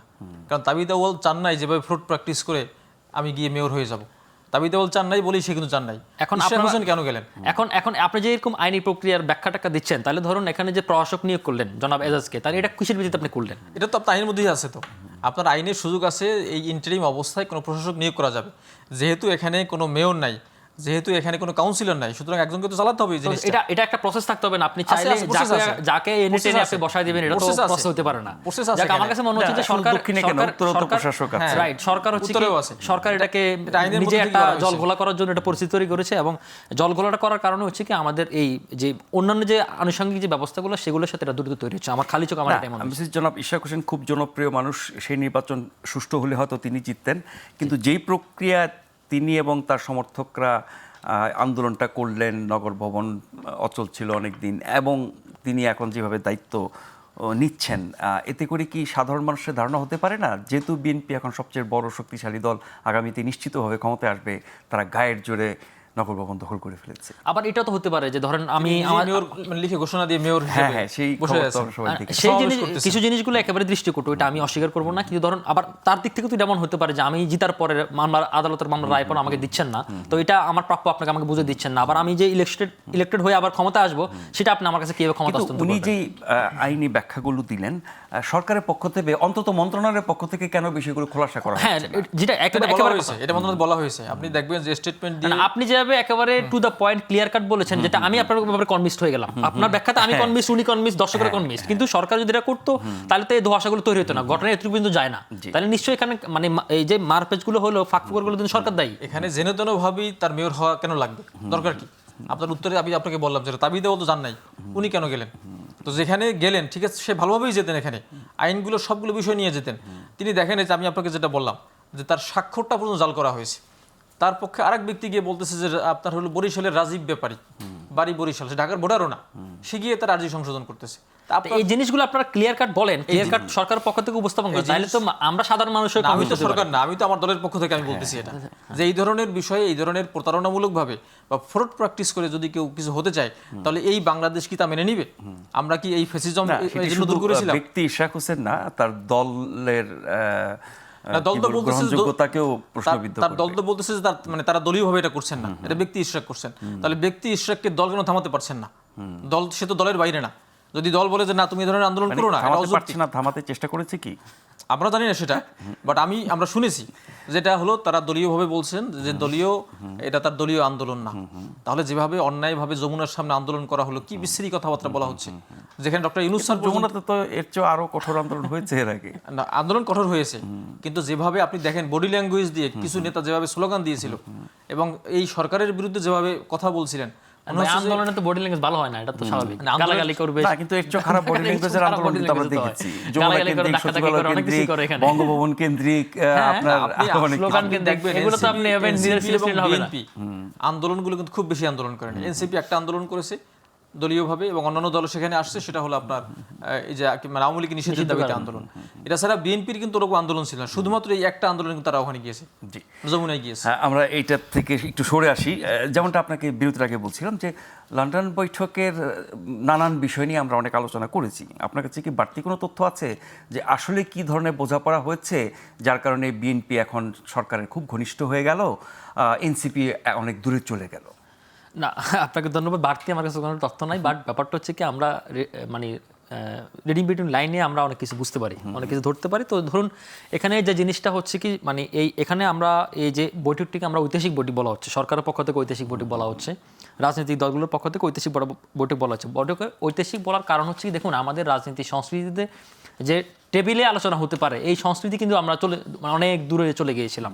এবং আমাদের গত বিদ্যমান যে সংকটগুলো তৈরি হয়েছিল, ন্যাশনাল যে ক্রাইসিস, আমি এটাকে ন্যাশনাল ক্রাইসিস বলবো। তো ন্যাশনাল ক্রাইসিসের ক্ষেত্রে আপনি দেখুন আমাদের কিন্তু 14 সাল, 18 সাল, 24 সালের যদি সংলাপের মাধ্যমে অনেক কিছু সমাধান করা যেত, তাহলে আমাদের এই ফেসিবাদও কায়েম হতো না, আমাদের আজকের এই বাংলাদেশের দুরবস্থা হতো না। তো সে জায়গা থেকে ধরুন আমাদের গত 10 মাসের যে পরিক্রমায় যে ধারণা তৈরি হয়েছিল যে সরকারের সাথে একটা দূরত্ব এবং একটা রেষারেষি সম্পর্ক, সেই রেষারেষি সম্পর্ক যখন দূর হয়ে গেল, তখন এটাকে অনেকে সাধুবাদ জানাচ্ছে, কিন্তু অপর পক্ষ থেকে এনসিপি এবং জামাত এটাকে ওয়েলকাম করতেছে না। এখন আমি একটু বলি আপনাকে, ধরুন এখানে এনসিপি জামাত স্বাগত না জানানোর কারণ কি, যে তাদের খুব ঘনিষ্ঠ ছিল সরকার, সরে গিয়ে বিএনপির ঘনিষ্ঠ হয়ে গেছে? ব্যাপারটা হচ্ছে কি, ধরুন এখানে মানে আমি যেটা মনে করি যে ওনারা হয়তো আজকে নিবন্ধন বা প্রতীকের জন্য আজকে কথাবার্তা বলেছেন, কিন্তু এতদিন পর্যন্ত ওনাদের কাছে আমার প্রস্তুতিতে মনে হয় না যে ওনারা আসলে ইলেকশন কেন্দ্রিক প্রস্তুতি নিচ্ছেন মানসিকভাবে বা শারীরিকভাবে। আবেদন তো ওনারা আগেই করেছেন, সময় বাড়িয়ে নিয়েছেন। হ্যাঁ, সেটাই। এখন যদি আপনি এবং শর্ত পূরণের জন্য যা যা করা দরকার ধরুন সেগুলো ইলেকশন যদি করেছেন। ডিসেম্বরে দিয়ে দিত, কথার কথা, সে ফর এক্সাম্পল কাগজ কলমে যদি বলা হতো যে ডিসেম্বরে ইলেকশন হবে বা তারও আগে অক্টোবর নভেম্বর হবে, তাহলে এই শর্ট টাইমে ওরা অলরেডি লেট করে ফেললো না? ওরা তো আরো অনেক আগে শুরু করতে পারতো। এক নম্বর প্রসঙ্গ। সেকেন্ড না, প্রসঙ্গ, শর্তগুলো যেহেতু পূরণ হয় নাই, শর্ত এখন এই শর্ত পূরণ করা তো আপনার এক সপ্তাহের ব্যাপার। এখানে তথ্য আছে, কে বলছে আপনাকে এই যে আপনার কমিটি তৈরি করা, এগুলো তো আপনি একটা কমিটি করে দেখেন না আমাকে। আমাদের হলো 100 উপজেলা এবং 25টা জেলার কমিটি হয়েছে। সেখানে একটা উপজেলা থেকে 200 সদস্য ফর্ম সংগ্রহ করতে হয়, 200 জন ব্যক্তির কাছে যেতে হয়, তার হলো আপনার মানে জাতীয় পরিচয়পত্র এখানে লাগে, ছবি লাগে, তার স্বাক্ষর লাগে। আপনি কি মনে করছেন এটা 40 থেকে 50 হাজার পাতা এখানে আপনার ফটোকপি করতে হয়? এত মানে এখানে এত ডকুমেন্ট দিতে হয়। আমি জানি, আমি বলি এবং আমি জানি, কিন্তু আমার কথা হচ্ছে কি, প্রসঙ্গ হচ্ছে কি, প্রত্যেকটা উপজেলার আপনার হলো অফিস ভাড়ার ডিট দিতে হয় এবং হলো আপনার রেজলিউশন দিতে হয়, আপনি প্রোগ্রাম করছেন সেই ছবি দিতে হয়। এটা তো বিশাল কর্মযজ্ঞ। কিন্তু আপনি দেখেন গত ছোটখাটো দল মানে যাদের নাম আমরা ঠিক মতো জানি না তারা অনেক তারা তো নিবন্ধন এগুলো এক পেয়ে মাসে করে গেছে। ফেলছে। এটা যেটা হয়েছে সেটা হলো অনেক দল আবেদন করেছে, তাদের আবেদন হলো রিজেক্ট করে দেওয়া হয়েছে, কিন্তু পরবর্তীতে কোর্টে গেছেন, কোর্ট হয়তো কনভিন্স হয়ে বলছেন যে তুমি তাদের মানে নিবন্ধন দিয়ে দাও। শর্ত পূরণ ছাড়াই? কোর্টের আদেশের প্রেক্ষিতে দিয়েছে। ইলেকশন কমিশন বলে যে মানে সেসব ক্ষেত্রে শর্ত পূরণ হয় নাই। না, সেটা আমরা বলতে পারছি না। কোর্ট ডিরেকশন দিয়েছে ইলেকশন কমিশন নিবন্ধনের জন্য তারা মনোনীত করেছে। এখন আপনি যেটা বললেন যে আপনি কেন করেন না, আমরা 2 মাস আগে আমি ছিলাম সেই ডেলিগেশনে সিইসি মানে আমরা সাক্ষাৎ করছি আপনার ইলেকশন কমিশনে গিয়ে। আমরা ওখান থেকে 2 মাস সময় নিয়েছি, কারণ আমরা হিসাব করে দেখিছি যে কর্মযজ্ঞ মাঝখানে 2টা ঈদ গিয়েছে, কিন্তু রোজার ঈদ এবং হলো আপনার হলো এই যে কোরবানির ঈদ, 2টা ঈদের পরে গিয়ে এতগুলো কর্মযজ্ঞ সম্পাদন করে প্রায় 40-50 হাজার পাতা ফটোকপি করে এগুলো ইলেকশন কমিশন, আপনি দেখছেন আজকে বোধহয় জনাব নাহিদ ইসলাম সহ দেখলাম, পার্টির সবাই বড় বড় ভলিউম নিয়ে ঢুকতেছে। জেনুইন ভাবে আইন মোতাবেক যদি শর্ত পরিপালন করতে হয়, এটা হলো কমপক্ষে 2 বছরের কাজ, সেটা আমরা 2 মাসে করতে পেরেছি। এজন্য আমাদেরকে ধন্যবাদ দেওয়া উচিত। স্বাগত জানালাম আমি। যাক, আমি এই আজকে নিবন্ধন আবেদন জমা দেওয়ার পরে এনসিপির মুখ্য সমন্বয়ক জনাব নাসিরউদ্দিন পাটোয়ারি বলেছেন যে 5 তারিখে গণ অভ্যুত্থানে যেভাবে বাংলাদেশের মানুষের জয় হয়েছিল, আগামীর পার্লামেন্টে ভোটে এনসিপির শাপলা প্রতীকে পুরো বাংলাদেশের মানুষ জয় জয়কার করে দেবে, এনসিপির নেতৃত্বে নতুন সরকার গঠন হবে। এতটা আত্মবিশ্বাসী যদি থাকে তাহলে নির্বাচনের ব্যাপারে কেন আপনারা অনীহা বা অনাগ্রহ এটা দেখাবেন? আত্মবিশ্বাস হলো আমাদের প্রত্যাশা। আমরা প্রত্যাশা করি জনগণ যেভাবে 5 আগস্ট নেমে আসছে এবং তারা ফ্যাসিজমের বিরুদ্ধে দাঁড়িয়ে গেছিল, আমরা সেভাবেই প্রত্যাশা করতেছি যে আগামীতে 300 আসনে আমরা প্রার্থী দেব। মানে 5ই আগস্ট তো আপনাদের সাথে গোটা বাংলাদেশ ছিল, বাংলাদেশ ছিল। এখন আপনারা যখন দল হয়ে গেছেন গোটা বাংলাদেশ বা অন্যান্য দল তো আপনাদের বাংলাদেশ সাথে না নাই। থাকলেও বাংলাদেশের যে তরুণ ভোটার, বাংলাদেশের যে অধিকাংশ ভোটার, এটা আমাদের প্রত্যাশা এবং বিশ্বাস করি আমরা। আমরা একটা দল করেছি, আমাদের যদি প্রত্যাশা না থাকে, কনফিডেন্স না থাকে, তাহলে আমরা কি করে মানুষের সামনে যাব? এই জন্য আমাদের প্রত্যাশার কথা বলেছেন আমাদের নাসিরউদ্দিন পাটোয়ারি। জি, এনসিপি এবং জামাতের বিরুদ্ধে, বিশেষ করে এনসিপির বিরুদ্ধে অভিযোগ অনেক দিনের, ওনারা নির্বাচন চান না, পিছাতে চান, অনিশ্চিত করতে চান, ব্লা ব্লা ব্লা। ওনারা তো নির্বাচনের পথেই আগাচ্ছেন। ওকে ফাইন, আপনি থামাই দিলাম, আমি একটু বলি। এবার দেখুন, ওই যেটা বলছিলাম যে লন্ডনের বৈঠকে ধরুন এখন বিএনপির পক্ষ থেকে বলা হচ্ছিল যে বিএনপির পক্ষে দাবি একটাই ছিল, আমরা জানি যে ইলেকশনটাকে সুইটেবল এনভায়রনমেন্টে, সুইটেবল পরিবেশে এগিয়ে আনার জন্য, সেটা সম্ভবত রোজার ঈদের আগের কথা বলা ছিল। তো এটা আমরা টেকনিক্যালি ধরে নিই তাহলে ধরুন ফেব্রুয়ারি 1st উইক, 2nd উইক অথবা জানুয়ারি লাস্ট উইক। এখন সরকারের বিএনপির পক্ষ থেকে তো দাবি আমরা জানি সবাই যে ইলেকশন আগা দেওয়ার জন্য, কিন্তু সরকারের পক্ষ থেকে দাবি থাকতে পারে। আমি যদি আপনাকে প্রশ্ন করি এনসিপিকে করি, সরকার কি কোনো দাবি করে নেই? তো সরকার যে দাবিগুলো করেছে সেগুলো তো আসলে এনসিপিকে বাঁচানোর জন্য, জামাতকে বাঁচানোর জন্য, সেগুলো তারা কেন বলছে না? মানে যেসব শর্ত দেওয়া হয়েছে ফেব্রুয়ারিতে, ডেফিনেটলি সেগুলো তাদেরকে বাঁচানোর কোনো কথা বলা নাই, তাদেরকে বাঁচানোর কথা বলা হচ্ছিল, তো সেগুলো তারা কেন বলছে না? তারা সেগুলোর কথা কেন বলতেছে না? কারণ বাঁচানোর কথা বলা না, আমি আপনাকে বলি সেগুলোর কথা তারা কেন বলতেছে না। এবার আজকে আপনি যে নিউজের হেডলাইন কথা বলেন সে প্রসঙ্গে আমি বলি, সেখানে আজকে জনাব নাসিরউদ্দিন পাটোয়ারি তিনি বলেছেন যে 400 আসন, 100 আসন বাড়াই তিনি বলেছেন, হয়তো 100 আসন হবে নারী আসন সহকারে, 400-এর মধ্যে 300 জিতবে। তো 400-এর মধ্যে 300 যদি উনি জিতে তাহলে 2/3 মেজরিটি ওনার রয়েছে। তো 2/3 মেজরিটি থাকলে তো আপনি সংবিধান ইচ্ছা মতো চেঞ্জ করতে, এটা তো প্রত্যাশা না কনফিডেন্স থাকলে আপনি যদি প্রত্যাশা যদি পূরণ হয়ে যায় তাহলে তো আপনার ক্ষমতা আসার পর তো আপনি সব সংস্কার আপনি বাস্তবায়ন করতে পারেন। অন্য দলগুলো তো সংস্কার চাচ্ছে না, তাহলে আপনি সংস্কারের জন্য কেন ইলেকশন প্রলম্বিত করছেন? তাহলে আপনি ইলেকশন দিয়ে দেন। এখানে আমরা তো জনগণ, তাহলে আপনি ইলেকশন দিয়ে দেন যদি কনফিডেন্ট হয়ে হ্যাঁ, থাকে। কনফিডেন্স হতে সমস্যা কি? আপনি যদি ক্ষমতায় আসে, যদি আপনি সংস্কার করতে পারেন এবং আপনার এই কনফিডেন্সে যদি সরকার মানে জনগণ যদি বিশ্বাস করে, জনগণ যদি আপনার ব্যালটে আপনার শাপলা প্রতীক, আপনার মোবাইল প্রতীক কিংবা আপনার কলম প্রতীকে যদি আপনার ভোট দিয়ে দেয় এবং আপনি যদি 2/3 মেজরিটি পেয়ে যান, তাহলে তো আপনি সব সংস্কার করতে পারেন। তাহলে তো সংস্কার যদি আপনি চান তাহলে তো আপনি এটা বিলম্বিত করার কোনো কারণ নেই। তো আপনি তাহলে ইলেকশনের জন্য, যখন ইলেকশনের কথা বলি তখন কেন আপনি পিছিয়ে হাঁটেন? আমরা তো রাজনৈতিকভাবে তো ফেয়ার, আমি তো আনফেয়ার কথা বলি না আপনাকে। ফেয়ার হওয়ার কারণেই আমরা বলছি শুরু থেকেই, যখন ইউনূস স্যারের নেতৃত্বে যে গভর্নমেন্ট ফর্ম হলো, এই ফর্মের পরে আমাদের কয়েকটা প্রত্যাশা ছিল। একটা হলো সংস্কার, বিচার, নির্বাচন। এটা তো সবারই চাওয়া। হ্যাঁ, সবারই চাওয়া।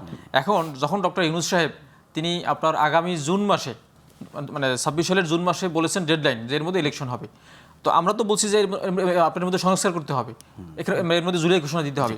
এখন আপনি কেন বিএনপি বা অন্যান্য কয়েকটি ছোট ছোট দল তারা কেন চাচ্ছে যে আপনার ইলেকশনটা আগে নিয়ে আসতে হবে?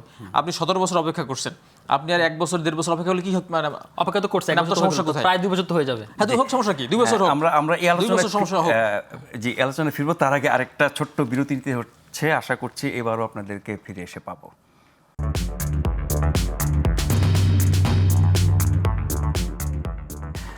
ধন্যবাদ আমাদের সাথে থাকবার জন্য। আমন্ত্রণ আরও একবার প্রশ্নগুলো সহজ অনুষ্ঠানে। গ্লোবাল টেলিভিশনের নিয়মিত আয়োজন। আমাদের সাথে আছেন এনসিপি যুগ্ম আহ্বায়ক মুজাহিদুল ইসলাম শাহীন এবং রাজনীতি বিশ্লেষক ডাক্তার রাকিব আল হাসান। এ পর্যায়ে আমরা দুটি বিষয় নিয়ে আলোচনা করতে চাই। প্রথমটি হচ্ছে জাতীয় ঐক্যমত্য কমিশনের সহসভাপতি ডক্টর আলী রিয়াজ বলেছেন আজকের আলোচনার প্রেক্ষিতে যে এক ব্যক্তি 10 বছরের বেশি প্রধানমন্ত্রী থাকতে পারবেন না বলে বেশিরভাগ রাজনৈতিক দল একমত হয়েছে, 3টি দল ছাড়া। সেই 3টি দল কি? বিএনপি, এনডিএম এবং বিএলডিপি। বাকি সবাই দুবারে বেশি থাকতে পারবে না, টানা হোক আর মানে গ্যাপ দিয়ে হোক, যেটি আমেরিকার চর্চা। কিন্তু বিএনপি মনে করে যে না, টানা দুবারে বেশি না, আবার গ্যাপ দিয়ে আরেকবার। তার মানে বিএনপিতে কি প্রধানমন্ত্রী হওয়ার লোকের যোগ্যতা ঘাটতি আছে, বা প্রধানমন্ত্রী হওয়ার মতো লোকের ঘাটতি আছে, সেই কারণে বিএনপি 2বার 3বার বা বারবার হতে চায়? ডক্টর রাকিব আল হাসান। আচ্ছা, যে আপনাকে আবার ধন্যবাদ। দেখুন, আসলে শুরুতে অন্য দলগুলো বলা হচ্ছিল যখন এটা নিয়ে আলোচনা হচ্ছিল যে পরপর 2বার, প্রথম আলোচনা ছিল যে পরপর 2বার হতে পারবে কি পারবে না। তার পরবর্তী আজকে এখন ঐক্যমত কমিশনে আসলো যে মানে টোটাল 2বার, আপনি 1বার গ্যাপ আর 5বার গ্যাপ দিয়ে যাই হোক না কেন। ধরুন আমি আসলে 30টার মতো দলের মধ্যে 3টা চায় না। হ্যাঁ, 3টা চায় না, রাইট। আমি মানে 3টা চাক আর 5টা চাক, ব্যাপারটা হচ্ছে কি আমার কাছে যেটা নৈতিক মনে হবে আমি সেটা বলবো আপনাকে। সেটা হচ্ছে ধরুন যেটা অনৈতিক মনে হবে সেটা অনৈতিক বলবো আমি। বা যাদের প্রধানমন্ত্রী হওয়ার কোনো সম্ভাবনা নাই তারা না চাইতে পারে। হ্যাঁ, তারা না চাইতে পারে, স্বাভাবিক। এখন ব্যাপারটা হচ্ছে এখন ধরুন মানে এনসিপি যদি বলে যে আমরা একবার বেশিকে প্রধানমন্ত্রী হবো না, এটা তাদের চাওয়া হতে পারে, দলের সাংগঠনিক কাঠামো গঠন হতেই পারে এটা। এখন ব্যাপারগুলো হচ্ছে ধরুন আমি যেটা আমরা মডার্ন ডেমোক্রেসি যেটা আমরা প্র্যাকটিস করি, ধরুন আমেরিকার প্রেসিডেন্টও কিন্তু 2বার বেশি হতে পারে না। তো সুতরাং আমি মনে করি যে ধরুন আমাদের বাংলাদেশ কালচারও এটা হওয়া উচিত যে একজন ব্যক্তি 2বারের বেশি হওয়া উচিত না। এটা আমার পার্সোনাল ওপিনিয়ন। এখন ব্যাপারটা হচ্ছে ধরুন এটা এখন মানে আমাদের তো অনেক কিছু চাইলেও আমরা পারি না, আমাদের আর্থসামাজিক ব্যবস্থার কারণে, আমাদের পলিটিক্যাল দলগুলোর কালচারের কারণে। কিন্তু আমি মনে করি যে আসলে এটা 2বারের বেশি হওয়া উচিত না। এটা আমার একেবারে ব্যক্তিগত ওপিনিয়ন। এখন এটা নিয়ে কে 2বার পরপর হোক, 1বার হোক, 3বার হোক, এটা আমার দেখার বিষয় না। বাট আমার ওপিনিয়ন হচ্ছে কি এটা পরপর 2বার বেশি হওয়া উচিত না। মুজাহিদুল ইসলাম শাহীন, 2বারের বেশি হলে আমরা যদি গণতন্ত্রে বিশ্বাস করি, জনগণ যদি চায়, দল যদি চায়, জনমত যদি চায়, তাহলে একজন মানুষ বারবার প্রধানমন্ত্রী হলে অসুবিধা কি, যদি তিনি যোগ্য হন এবং জনগণ চান এবং যদি গণতন্ত্রে বিশ্বাস করেন? আপনি দেখেন, এটা হলো তরুণ নেতৃত্বের অন্তরায় বা নতুন নেতৃত্বের অন্তরায়। বারাক ওবামার মতো লোক যখন তিনি প্রেসিডেন্ট ছিলেন তখন তার বয়স কত ছিল? খুবই ইয়াং ছিলেন, এনার্জেটিক ছিলেন, কিন্তু আইনের কারণে কিন্তু তিনি হলেন না, বা হওয়ার তার মানে সুযোগ নেই। যদি তাকে আরও 2বার সুযোগ দেওয়া হয়তো আমার মনে হয় মানে তিনি পারফেক্ট ছিলেন। কিন্তু দেশের স্বার্থে, জনগণের স্বার্থে, নতুন নেতৃত্ব তৈরির স্বার্থে এটা হওয়া উচিত না। সুতরাং তারা আইন কমপ্লাই করেছেন। আমরাও মনে করি বাংলাদেশের মতো এই ধরনের একটা দেশে একজন ব্যক্তি যেন ব্যক্তি পূজারী হয়ে না ওঠে, একজন ব্যক্তিকে যেন সবাই যেন পূজা করার অবস্থায় যেন নিয়ে না যায়। আপনি দেখেন এই বাংলাদেশে যে 2টা দল, শুধু বাংলাদেশ না, এই সাবকন্টিনেন্টে নতুন নেতৃত্ব বলতে মানে তরুণ নেতৃত্ব। আপনি যদি বিএনপিতে তো শুধু বিএনপি না, শুধু বিএনপির কথা বলছি না, যে একজন ব্যক্তি যদি 2বারের বেশি হতে না পারে তাহলে কি হবে? আপনার বিকল্প নেতৃত্ব বের হয়ে আসবে। তো সেটা সব দলই আসতে পারে। আপনি আমাদের এই সাবকন্টিনেন্টে একই সমস্যা, পারিবারিক তন্ত্র বা পরিবারতন্ত্র। এই পরিবারতন্ত্রের কারণে নতুন নেতৃত্ব আসে না বা আসার সুযোগ নেই। এখন যদি সংস্কার করে সেখানে যদি নেতৃত্ব আসার সুযোগ করে দেওয়া হয় যে 2বারের বেশি কেউ হতে পারবে না, তাহলে আপনি দেখবেন এটা খুবই একটা ইফেক্টিভ একটা মানে জিনিস হয়ে যাবে আর কি। আপনি দেখেন, আমরা গত 2 দিন আগে, গত শুক্রবারে জাতীয় নাগরিক পার্টির সংবিধান আমরা এখানে প্রণয়ন করেছি বা গঠনতন্ত্র আমরা প্রণয়ন করেছি। সেখানে আমরা বলছি কি যে 2বারের বেশি দলের সভাপতি হতে পারবে না, সেটা মানে একসাথে 2বার হোক অথবা মানে একটা বাদ দিয়ে আরেকটা হোক, গ্যাপ দিয়ে হোক। নাহিদ ইসলামের বয়স এখন 27, তার তো কমপক্ষে 10বার 20বার হওয়ার মতো সুযোগ আছে, মানে দলের সভাপতি হওয়ার সুযোগ আছে। কিন্তু আমরা সেখানে বলেছি যে তরুণ নেতৃত্বের জন্য বা নতুন নেতৃত্বের জন্য সুযোগ করে দেওয়ার জন্য আমরা নাহিদ ইসলামকে চিন্তা করে আমরা এই দলের গঠনতন্ত্র মানে প্রণয়ন করি নাই। আমরা করেছিল আপনার মানে নবীন নেতৃত্ব যেন আসে। একইভাবে বাংলাদেশে আপনি তরুণ বা তরুণ না, আপনি যদি নবীন নেতৃত্ব নিয়ে আসেন বা নতুন নেতৃত্ব আনতে চান, তাহলে চেষ্টা করতে হবে যে এই আইনটা কমপ্লাই করা। তাহলে কি হবে? তারেক রহমান সাহেব যদি আগামীতে প্রধানমন্ত্রী হয়, তিনি 2বার হলেন, তারপরে তার নতুন নেতৃত্ব নিয়ে আসতে হবে। সেভাবে একইভাবে 3য়বার পাচ্ছেন না। হ্যাঁ, একইভাবে অন্য অন্য দলও একই মানে চর্চা হবে। আমরা কি করে মনে করি যে আগামীতে একটা দলই বারবার ক্ষমতায় আসবে? গণতন্ত্র তো এইটা আমরা বিশ্বাস করি না। আমরা যদি অন্য কোনো দল ভালো করে থাকে তাহলে সে ক্ষমতায় আসবে। এই জন্য বাংলাদেশের সংস্কারের, মৌলিক সংস্কারের বিষয়ে এটা খুবই একটা ভাইটাল। ভিন্ন দল ক্ষমতা আসলে তো আর একই ব্যক্তির হলো না। সমস্যাটা হচ্ছে সেটা সেই দলের ক্ষেত্রে, সেটা সেই দলের ক্ষেত্রেও একই রকম হতে পারে। যে একটা দল, আপনি দেখেন শেখ হাসিনা যদি এই আইন যদি থাকতো, না একবার এক এক দল আসলে তো আর একই ব্যক্তি বারবার হচ্ছে। আপনি দেখেন যদি এই আইনটা আগে থাকতো তাহলে কি হতো? তাহলে কি শেখ হাসিনা থাকতে পারতো? এখন শেখ হাসিনা না থাকলে, শেখ হাসিনার মেয়ে যদি থাকতো, রেহানা থাকতো, একই কথাই হতো। এটা দিয়ে আপনি ফেসিবাদ থামাতে পারবেন না। এটা দিয়ে আপনি ফেসিবাদ থামাতে পারবেন না। যদি নেতৃত্ব, আপনি দেখেন আরেকটা বিষয়, আইন সংশোধন তো করা যায়। এখন আজকে আমরা এই আইন করলাম, 2 দিন পরে একজন এসে যদি আইন সংশোধন করে যদি সেই আইনটা বাতিল করে দেয় তাহলে করতেই পারে সেটা। তো এখন কথা হইলো যে যদি সংস্কারের থাকে মানে তাদের সুধারণা বা আগ্রহ থাকে যে না আমরা সংস্কার করতে চাই, সেটা দলে হোক রাষ্ট্রে হোক, তাহলে এই আইনটা মেনে নেওয়া উচিত। এখন যদিও সংখ্যায় 3টি দল বা আমরা যদি বলি একটি দল, তারা না চাইলে তো আর হচ্ছে না। তারা না চাইলে হচ্ছে না, আমরা মনে করি তাদের চাওয়া উচিত, আমরা বিশ্বাস করি। কিন্তু আপনি তো তাদেরকে বাধ্য করতে পারবেন। আমরা বাধ্য করতে চাইও না, আমরা দেশের স্বার্থে জনগণের স্বার্থে। আমরা একদম শেষ পর্যায়ে চলে এসেছি। ডাক্তার রাকিব, এনসিসি নিয়ে অনেক কথা হচ্ছে। মৌলিক কথাটা হচ্ছে যে এনসিসি গঠিত হলে পরে সরকারের কর্তৃত্ব খর্ব হবে এবং সরকারের হাতে ক্ষমতা থাকবে না, সরকারের ভিতরে আরেকটি সরকার তৈরি হবে। কেন আমরা সেই ঝামেলায় আচ্ছা, আপনাকে আবার ধন্যবাদ। আপনার টাইম খুবই কম, আমি একটু ওনার প্রশ্নের একটু জবাব দিই। সেটা হচ্ছে ধরুন এখন আপনারা তরুণ নেতৃত্ব বের করতে চান না প্রবীণ নেতৃত্ব বের করতে চান, এটা আপনার দলের চাহিদা। এখন কোন একটি দল যদি মনে করে যে আমি তরুণ প্রবীণ মিশেলে করব, আমি নতুন নেতৃত্ব আচ্ছা তরুণ নেতৃত্ব বা আমি প্রবীণ নেতৃত্ব আমরা মিশেলে করবো, বা আমরা এটা আমাদের দলের গঠনতন্ত্র অনুযায়ী দল যদি ওনাকে চায় তাহলে সমস্যা কি? এটা তো আপনি বাধা দেওয়ার কেউ না। কিন্তু ব্যাপারটা হচ্ছে আমি আপনাকে বলে নিছি যে দল চাওয়ার কিন্তু ওই যে পরিবারতন্ত্র, ব্যক্তি নির্ভরতা, এই বিষয়গুলো থাকে। আইন যদি আপনাকে বিরত রাখে তখনই আপনি বাইরে যেতে পারবেন। আপনি আমার টেকনিক্যালি বোঝেন, ধরুন তারেক রহমান 2বার প্রধানমন্ত্রী হলো, তারেক রহমানের পর 2বার হচ্ছে ধরেন জোবাইদা রহমান হলো, তার 2বার পর জাইমা রহমান হলো, তো পরিবারের মধ্যে তো থাকলো, তো আপনি কি পরিবর্তন ভাঙতে পারছেন? সমস্যা কি? আপনি ভাঙতে তো পারেন নাই। তার মানে আপনি ব্যক্তিকে দুয়ারের মধ্যে আটকে রাখলেও পরিবর্তন, আপনি পাকিস্তানও দেখেন ভুট্টো পরিবার দেখেন, ওই গান্ধী পরিবার দেখেন, যাই হোক এটা এভাবে আসলে ফেসিবাদ বন্ধ করা যায় না। যাই হোক, এবার আমি আপনার প্রসঙ্গে আসি এনসিসি। আপনার টাইম খুবই কম, আমি শর্টলি একটু আমি বলি। ধরুন হচ্ছে কি এনসিসির যে মানে গঠনতন্ত্র তারা বলছে সেটা হচ্ছে, ধরুন আমি মনে করি যে ধরুন আমি এনসিপিকে একসময় আমি বলতাম যে ন্যাশনাল কনফিউজিং পার্টি, এখন বলবো যে ন্যাশনাল ক্রাইসিস পার্টি। আরেকটা শুনেছি ন্যাশনাল চিলড্রেন পার্টি, এটা আমি বলতে চাই না। যাই হোক, এখন হচ্ছে কি ধরুন আপনার বলি আপনাকে, সেটা হচ্ছে ধরুন অনেক বক্তাই বলেন। হ্যাঁ, আমি আপনাকে বলি, ধরুন হচ্ছে কি ওনারা বাজারে কিছুদিন আগে ছেড়েছিল যে রিপাবলিক, সেকেন্ড রিপাবলিক। এখন সেকেন্ড রিপাবলিক কথা কিন্তু এখন শোনা যায় না। আপনি যদি সেকেন্ড রিপাবলিক চান তাহলে আপনার সংস্কার চান কি হবে? তার মানে এই দুটো কিন্তু কন্ট্রাডিক্টরি, তাই না? সেকেন্ড রিপাবলিকে মানে কিছুই থাকবে না, আর সংস্কার মানে এটাকে পরিবর্তন করবেন, তো আপনি দুটো একসাথে কিভাবে চান? আর এখন সংবিধানের ক্ষেত্রে কথা এখন হচ্ছে না, আপনি সেকেন্ড রিপাবলিক হলে তো কিছুই থাকবে না, নতুন করে সব কিছু ধরে হবে। তো যদি কিছুই না থাকে তাহলে আপনি পুরনো জিনিস কি সংস্কার করবেন? নতুন জিনিসই তো হলো। আর এখন যে বিষয়টা হচ্ছে ধরুন এনসিসির যে গঠনতন্ত্র যেটা বলছে, আপনার টাইম খুবই কম, আমি যে জাস্ট শর্টলিপটা আপনাকে বলি। এনসিসিতে যে গঠনতন্ত্র সেটা খুবই সাংঘর্ষিক, এটা খুবই সাংঘর্ষিক এবং এটা খুবই একটা ফানি একটা জিনিস। ফানি জিনিস কেন আপনাকে বলি আমি, এখানে সাংঘর্ষিক সংবিধানের সাথে সবার সাথে রাষ্ট্র চালানোর সাথে সাংঘর্ষিক। সেখানে হচ্ছে ধরুন এনসিসির তারা যে গঠনতন্ত্রের যে ফর্মুলা দেওয়া হয়েছে, সেই ফর্মুলা দেওয়া হয়েছিল যে সরকার দল থেকে থাকবে 3 জন, বিরোধী দল থাকবে 4 জন, এবং বিরোধী দলরা হচ্ছে কি অ্যাটর্নি জেনারেল নির্ধারণ করবে, তারা সেনাপ্রধান নির্ধারণ করবে, তারপর নির্বাচন কমিশন। এবং এখানে এমন একটা ফ্যাক্টর তারা দাঁড় করে দিয়েছে যেখানে হচ্ছে কি মানে আপনার এই প্রধান বিচারপতি রেফারি ভূমিকা চলে আসবে। তারপর আবার হচ্ছে কি আপনার এখানে দেখেন আপনার অ্যাটর্নি জেনারেলকে কিন্তু রাষ্ট্রের পক্ষের আইনজীবী, তো সুতরাং অ্যাটর্নি জেনারেলকে যদি বিরোধী দল নিয়োগ করতে হয় সে কিন্তু রাষ্ট্রের পক্ষে মামলা লড়বে। তো রাষ্ট্রের পক্ষে মামলা লড়া মানে হচ্ছে জনগণের বিরুদ্ধে মামলা লড়া, তাই না? জনগণ তার বিরুদ্ধে। এখন জনগণের বিরুদ্ধে মামলা লড়ার জন্য জনগণের বিপক্ষে আইনজীবী, সরকারের প্রতিনিধিত্ব আছে। আমি সেটাতে বললাম সরকারকে সে প্রতিনিধিত্ব করে, কিন্তু সরকারের প্রতিনিধিত্ব মানে কি? আপনি একজন জনগণ সরকার বিরুদ্ধে মামলা করছেন, আমার পক্ষে সরকারের পক্ষে অ্যাটর্নি জেনারেল মামলাটা লড়বে, তাই না? এখন এই অ্যাটর্নি জেনারেল কে নির্ধারণ করবে? সেটাকে আপনি নির্ধারণ করে দিবেন?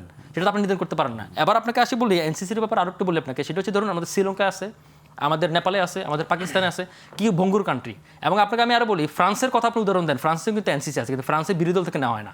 এখন আপনি এনসিসির কথা বলে আপনি একটি প্রধানমন্ত্রীর শৃঙ্খল ভেঙে দেওয়া, প্রধানমন্ত্রীকে আটকে দেওয়া, একটা দুর্বল রাষ্ট্র গঠন করার জন্য যে কায়েম মানে প্রত্যাশা আপনি করতেছেন, তার চেয়ে বড় কথা হচ্ছে কি এনসিসিতে আপনার সরকার দলের পক্ষ থেকে যে 3 জন থাকার কথা বলছে সেটার জন্য আপনার মেজরিটি পেতে হবে, আর বিরোধী দল থেকে আপনি 4 জন রাখবেন, সেখানে কোনো মেজরিটি নেই, আপনি 5% ভোট পেলে আপনি এটা রাখতে পারতেছেন। তারপরে কর্তৃত্বটা বিরোধী দলের হাতে থেকে, হ্যাঁ, ব্যক্তি থেকে যায়, এবং সরকারের ক্ষমতা অনেক কমে যাচ্ছে। আপনি সরকারকে অনেক আইনের মধ্যে আনতে পারেন, জবাবদিহিতার মধ্যে আনতে পারেন, আপনি অনেক কিছু করতে পারেন, কিন্তু একটি দুর্বল রাষ্ট্র করার জন্য আপনি এটা করতে পারেন। সাংবিধানিক প্রতিষ্ঠানগুলোতে যেভাবে নিয়োগ হয় দলীয় বিবেচনায়, সেটা থেকে বেরিয়ে আসা দরকার না? সেটা থেকে অবশ্যই বেরিয়ে আসা দরকার। সেখানেও কিন্তু আমাদের জবাবদিহি থাকা দরকার, এবং আমাকে মেরিটোক্রেসিকে আমাদের প্রাধান্য দেওয়া উচিত, যেটা ইউএসএ তো হয়। ইউএসএ আপনি দেখেন যখন সরকার প্রেসিডেন্ট পরিবর্তন হয় তখন কিন্তু সব চেঞ্জ হয়ে যায়, কিন্তু তারা কিন্তু অযোগ্য লোককে আনে না। এখন সেটার জন্য আপনি রাষ্ট্রের সেই ব্যবস্থাগুলো তৈরি করেন। এবং আমি লাস্ট 10 সেকেন্ড আমি একটু বলি, 10 সেকেন্ড আপনি বলি, আমাদের যদি আপনি ধরেন নির্বাচন কমিশন ব্যাপারটা আর যদি আপনার পাওয়ার ট্রানজিশন ব্যাপারটা যদি বিচার বিভাগ যদি ঠিক রাখতে পারেন, তাহলে অন্য কোনো দরকার আমাদের দরকার। অনেকে বলেন যে এই এনসিসি না করে যদি আমরা সংসদীয় কমিটিগুলোতে শুনানির মাধ্যমে করি, তাতে করে আমরা এই নিয়োগগুলো আরো সঠিকভাবে দিতে পারবো। আপনি দেখেন বাংলাদেশে সংসদীয় কমিটির কিন্তু কার্যকর কোনো ভূমিকা নেই, মানে বর্তমানে কিন্তু কার্যকর করা সম্ভব, কার্যকর করা সংসদের কার্যকর কংগ্রেসিয়াল কমিটিগুলোর মতো তো মানে কোনো ভূমিকা নাই, সুতরাং আপনি এটাকে কার্যকর করতে পারবেন আলটিমেটলি। সেকেন্ড বিষয় হলো ভাই যেটা বলেন যে অ্যাটর্নি জেনারেল নিয়োগের বিষয়, অ্যাটর্নি জেনারেল নিয়োগ দেয় হলো রাষ্ট্রপতি, সে কিন্তু রাষ্ট্রের আইনজীবী, সে কিন্তু সরকারের আইনজীবী না। সরকার এবং রাষ্ট্রের পার্থক্য কিন্তু আমি সেটাই বললাম, কিন্তু রাষ্ট্রের তো সুতরাং আমি দুঃখিত, শেষ করতে হবে। এনসিসি থেকে এনসিসি যারা আছেন সেটা বিরোধী দল হলেও আপনার নিয়োগ যে বিরোধী দল হবে তা তো না, এটা সার্চ কমিটি করে নিয়ে আসবে তারা। সুতরাং এনসিসি এটা একটা সম্মিলিত সিদ্ধান্ত হতে পারে। মধ্যে দিয়ে হবে। তো বাংলাদেশের মতো রাষ্ট্রের জন্য এনসিসি খুবই গুরুত্বপূর্ণ। ধন্যবাদ, অনেক ধন্যবাদ আপনাদের দুজনকে, অনেক ধন্যবাদ যারা শুরু থেকে ছিলেন বা পরে যুক্ত হয়েছেন। অনুষ্ঠানটি পুনঃপ্রচারিত হবে আগামীকাল সকাল ৮টায়। এই অনুষ্ঠানে ফিরে আসবো আগামীকাল রাত ৯টায়। সে পর্যন্ত সবাই ভালো থাকবেন। শুভরাত্রি।